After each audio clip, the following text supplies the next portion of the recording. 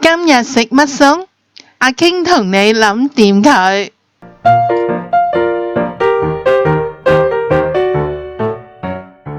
菠蘿蝦。今日我同大家煮一個菠蘿蝦，材料好簡單啊。咁我哋有4片嘅罐頭菠蘿，同埋一啲好大隻嘅蝦，仲有1隻雞蛋。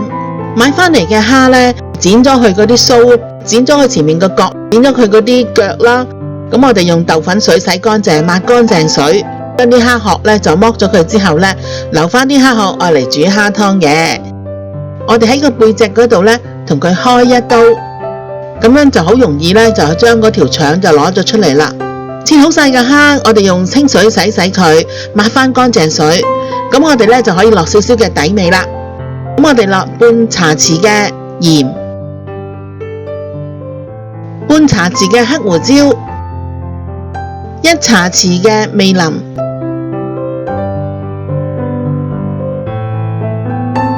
用呢就係1隻嘅雞蛋黃。咁陣間呢，炸完之後嘅蝦呢就會變得金黃色啦。跟住我哋就放1湯匙嘅粟粉。嗱，我哋撈勻佢，然後呢就係擺15分鐘。跟住呢，放2大湯匙嘅番薯粉。咁我哋將醃好嘅蝦呢，染咗啲粉，然後燉返啲多餘嘅，隻都係咁做。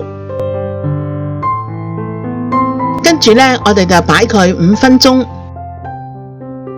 嗱，我哋嘅醬汁呢，就係蛋黃醬3大湯羹，乳酪1大湯羹，煉奶1湯羹，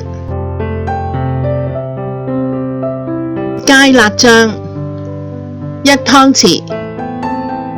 咁我哋呢，就攪勻佢之後呢，我哋而家可以試試味。好好味啊！嗱，我哋啲油呢，煲滾佢，然後呢，我哋呢，就將啲蝦呢，逐隻咁樣放落去。放咗落去之後呢，我哋唔使攪佢嘅。咁我哋呢，放晒落去之後呢，我哋呢，就慢慢咁樣見到佢有金黃色啦，我哋先將佢轉面。咁樣兩邊呢，係咁樣煎到佢呢，就係金黃色，7成熟咁上下啦。咁我哋可以拎起佢。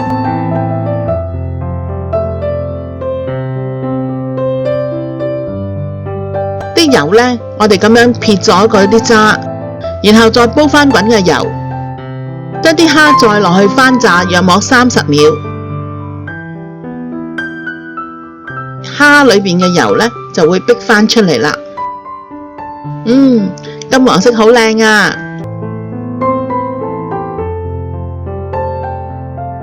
啲菠蘿呢，我哋將佢切粒。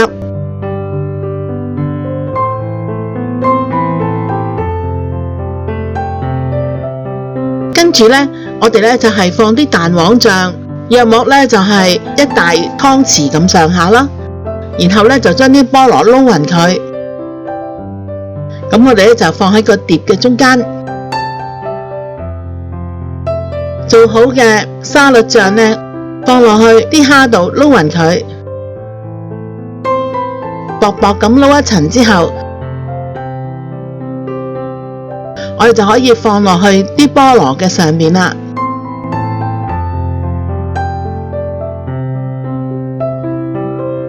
然後呢，就喺上邊再放少少。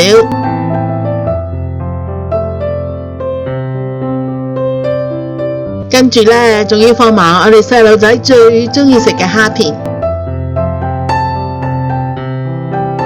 又靚又好味嘅炸蝦就做好啦，個個細路仔都爭住嚟食啊！想知我下次煮啲咩？快啲訂閱我嘅頻道啦！記住同你嘅朋友分享啊！